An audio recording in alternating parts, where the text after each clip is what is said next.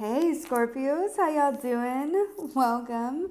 We're going to be doing your second half of September general reading here. So just a couple quick announcements before I get into your meditation. My Be Your Own Intuitive course is now available for registration. I'm really excited about it. All of the info about what it is and how to sign up and the dates and times are over on my website, which is listed in the description box below. Also, I now have a newsletter. I would love if you signed up. I'm going to do a monthly animal energy, recommend books, current obsessions, from tarot decks to albums to films and all of the good stuff. So again, sign up is over on my website. Okay, let's talk about this meditation. The first thing that I want to say is that I immediately, upon pressing record, felt the need to slow down and soften my voice. I feel like there's information in that. Right? As opposed to like, hey guys, we're going to be doing that. Like, you know what I mean? Like I wanted to like slow down. Did that startle you when I did that?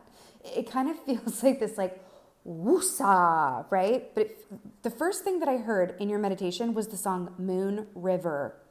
And funnily enough, I'm just noticing this on the bottom. I also saw this. I saw a fish. So fish are known for being affected and moving with the lunar cycles, right? Fish is very, and I'm going to pull one organically, but I feel like this is coming up for you. Fish is very much about being in the flow, right? And what happens, because there's always a shadow energy, right? To everything, right?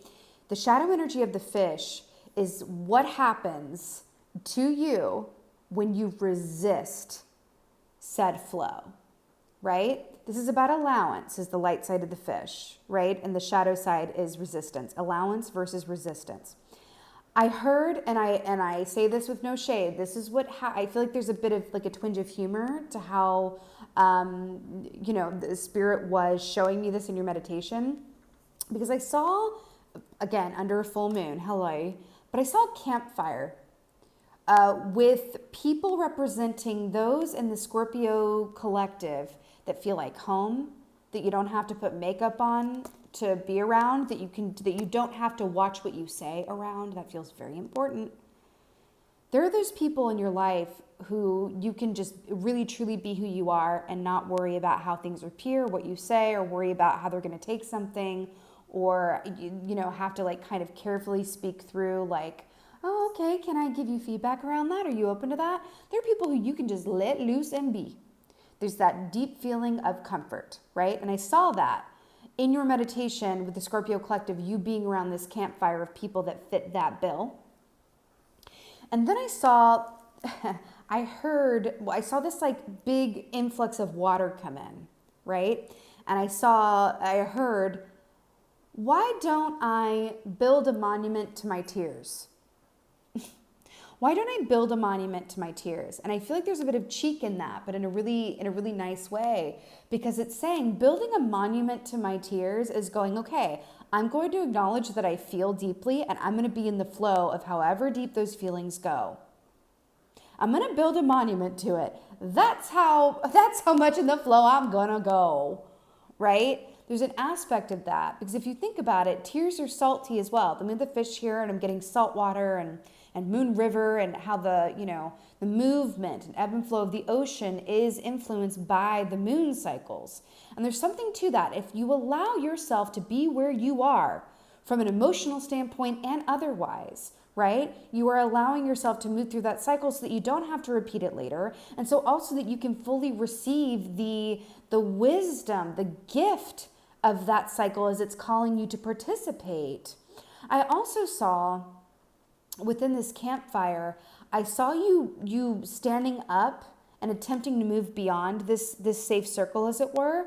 And all the while, Moon River is playing in the background, that song, Moon River. And I saw you guys try to leave with like a suitcase, and then I heard the record skip. Moon River, which I... God, this is no light shade. This is literally what happened in the meditation. And it felt like just like, maybe don't put the cart before the horse. Don't try to rush where you are or think too much ahead. It's really about allowing yourself also the comforts of the moment, right? Allowing yourself the comforts. I really feel like this is your key, but I'm going to pull another one as well. Let's get one for your advice as well, I think. But I feel like the fish is your advice and the energy. Let's get another one organically. Okay.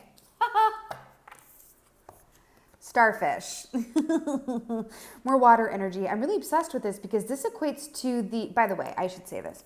The fish equates to the Seven of Cups, which can be feeling a bit overwhelmed or like there's a lot of optionality, really considering your options, right? And the moment that comes before you choose something, right?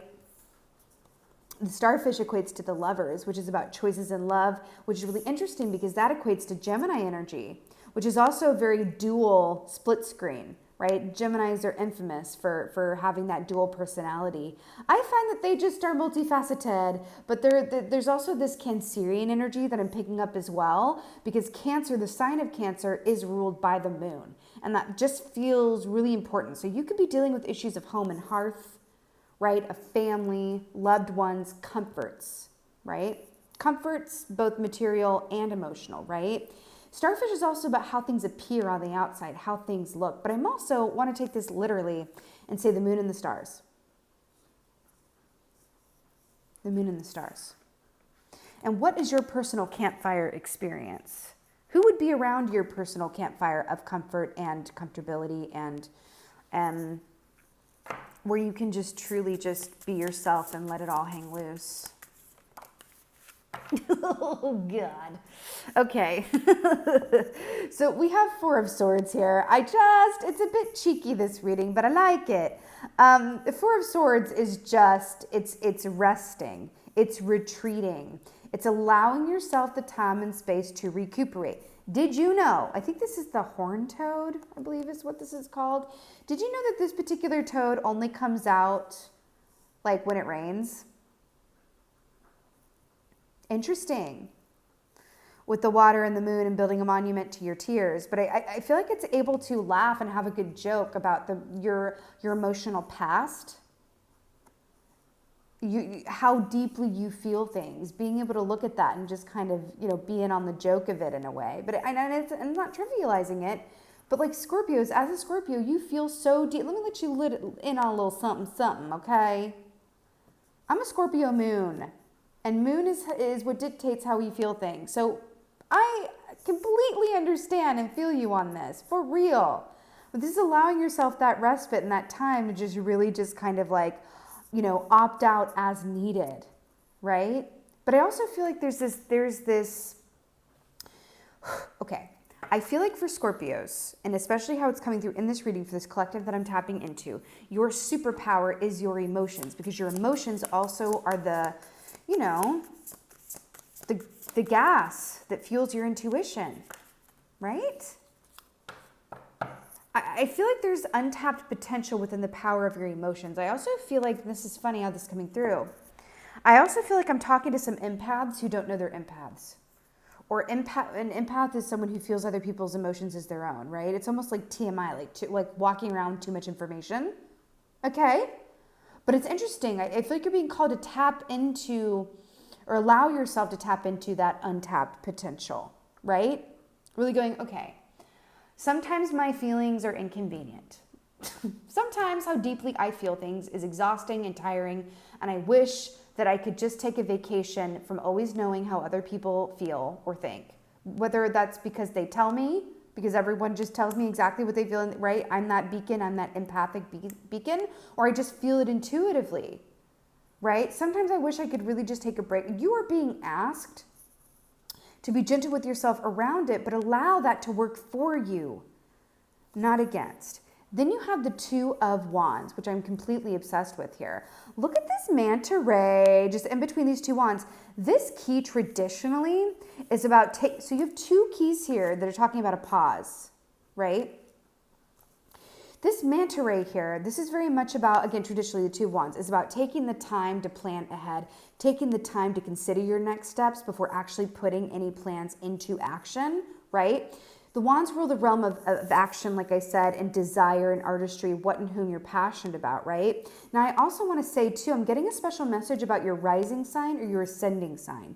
I'm hearing for a group of you guys, look to the reading for your for your rising, your ascendant. There's information. I feel like your advice right now is whatever your particular rising sign is as well for some of you guys. There's something in that. Your rising sign, by the way, is how the world perceives you at first glance or first impression. There's something about that. Or marrying your rising sign, the strength of your rising sign with your Scorpio sign here, whatever your placement is in Scorpio. It's very interesting. Anyway, this, as this is depicted here for me, is about a marriage of the mind and the heart as well, right? Because we have the earth and the water here, which is the emotion, right? So there's the blending together of the two, of the mind and the heart. But I'm so obsessed that this man is just chilling, living its best life. Look at the stillness here. And then I had you like sitting around the campfire as well. I'm hearing inner movement and stillness, moon river, being where you are, allowing yourself the benefit of being where you are, because everywhere that you are at any given time, there's a gift of information in that, even in, and especially if it is unpleasant. Aquarius energy, the star. I'm just going to let this sit for a second because it is too good. Look at this. The moon and the stars and the star. Let's talk about something here. You know that pearls are only created through discomfort and agita and that coarse grating together of, sand and particles that get trapped within the oyster, and that's how the pearl is formed.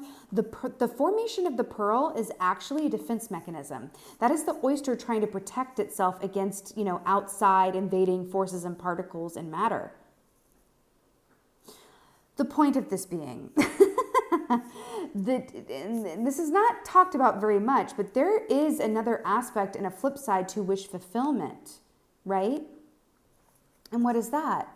Getting what you want requires something back of you. But it's also an aspect of sometimes and oftentimes as humans, and Brene Brown talks about this in her book Daring Greatly, which I recommend highly. She talks about almost in the same instant or not long after we get something really big that we really want, or something that we couldn't even dream that we didn't even know we want, that's really significant, being the major arcana that this is. We almost in the same moment can self-sabotage it or derail it or change it or alter it by almost immediately going, oh my God, I hope I don't mess this up. Oh my God, now that I have it, what if I lose it? That is the other side of wish fulfillment. It is not something that's just like, hey, this is yours, and that's the end of the story. Getting what you want requires active participation by you, right? To not just appreciate it and have gratitude around it, which can be pretty easy when we get something we want, but it's also having the vigilance of self to study and work with and temper your emotions around it. That fear monster that wants to come up and goes, hey, don't mess this up. Is this too good to be true? Oh, I really want this, but it's going to require change of me. It's going to require leaving behind XYZ TBW, right? Whoa. Okay. Let's see some clarifiers. Four of Swords.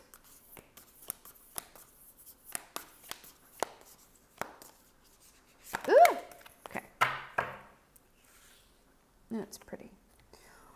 Whoa, we got 2 for 1, peoples. This is really deep. This is getting deep, y'all. It's getting deep. First of all, the world. I feel like this is here. Okay. Look at how stunning, by the way.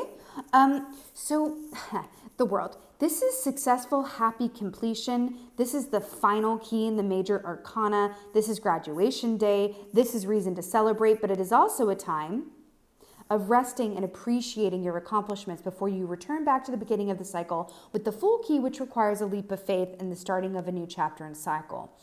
You are being asked to majorly chill and be with where you are right now and appreciating and not judging it. No matter where you are, there you are. And no matter where you are, it is well. No matter where you are, it is well. Especially if you allow yourself to be fully where you are and build a monument to what has, maybe in your mind not have gone right, air quotes, but that has led you here, right? Building a monument to your tears.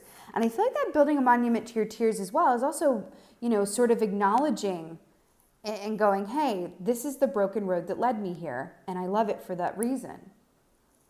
But in order to do that, it's also about loving where you are, right?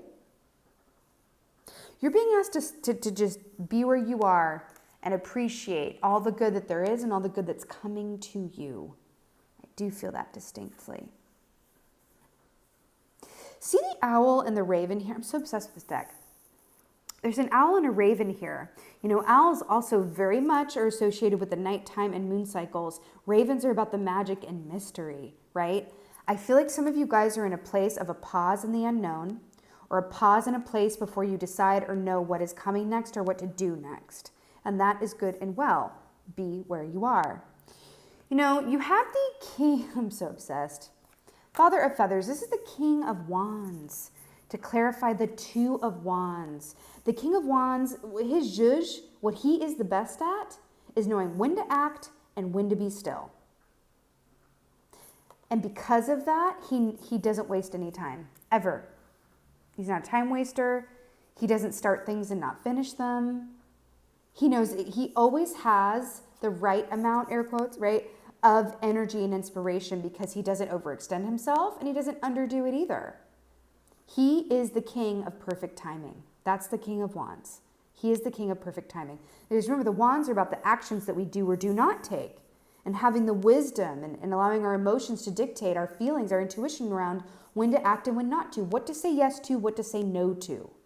That feels important. What to say yes to, what to say no to.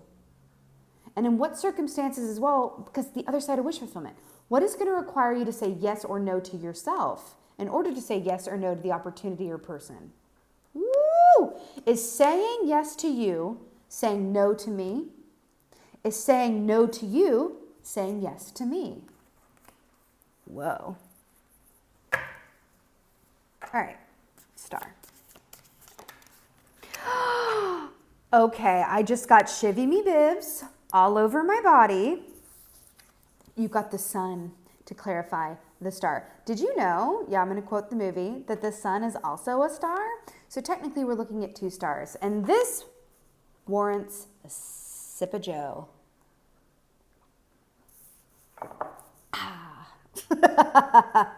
That was a sound effect that I did on purpose. Listen, the sun, this is the happiest key in the whole, well, these are actually the 2 happiest keys. But look at the night and the dark. Look at the dual split screen here, right? The sun is about its illumination, its happiness, its freedom, right? And look at this lighthouse, illumination in the darkness and in the unknown, the flip side of wish fulfillment. And then the sun is about basking in the radiance and truth. You are, good Lord, Scorpio, I'm really excited for y'all. But guess what? I feel like this is saying, as you have choices coming up here, these could be choices that you make with and for yourself on a day-to-day basis. Am I going to push myself to work today when everything in my soul and my emotions is asking me to rest? Or it could be that you're getting offers from people, places, things where you're going, okay, is saying no to you, saying yes to me, is saying yes to you, saying no to me. The choices that you make around that are going to result in your sun and star. Meaning, you are your choices, and this is not going to happen for everyone watching this. This is going to be the product of you making choices based on your highest and best good and allowing your emotions, aka your intuition, to dictate your choices. I'm also getting a very distinct message. You might be tested a bit when asking others for advice because you're being called to be your own best counselor right now, and I gotta say that. I feel like some of you are gonna be a bit tested with asking for your own advice. It's one of those things where, do you ever ask others for their opinion, even though you know dang well what you want to do and what's right, but you ask them anyway? Especially loved ones. And then they tell you something that is so the opposite of what you feel to be true, and you realize in that moment that all you really wanted to hear was validation of what you already feel to be right. And so you keep asking people until you get the answer that you really feel is right or true, right? And so it's like this continued dissatisfaction with the advice that you're getting. That is always a sign from spirit going, hey, you know what's best, and we're not going to send you that validation through another person. We are going to give you some tough love because this is the school of life, right? We didn't come down here to take it easy. We just didn't. It doesn't mean that we can't find moments of ease, but I'm saying that it's never just going to be 100% a walk in the park. That's not why we're here. right? And it's the expectation of that continuous walk in the park that gets us into discontent and trouble and emotional disarray, right? Let's get an oracle.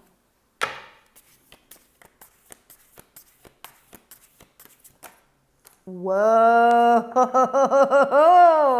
Huzzah, huzzah! Bam, awakening. Bam, abundance. Awakening, abundance. Awakening, abundance.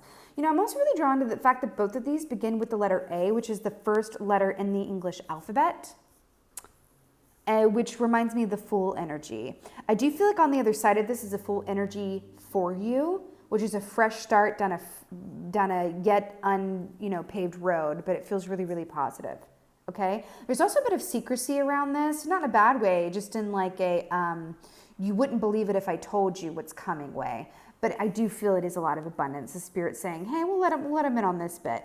Awakening, right? Awakening to how your emotions are informing you. Awakening to how deep your intuition can really work for you and what it looks like when you allow it as opposed to when you resist. And abundance. So much to be happy about and grateful for. I'm obsessed with this for you guys. I really, really am. Scorpio, this was a journey. A journey of delight. This is really cool. And this is your second half of September general reading here. I so hope that this helped and resonated. If so, please let me know in the comments below. I love and I live for reading your comments. And just thank you. Thank you guys so much for being here. And as always, thank you for being you. And be well. Until next time.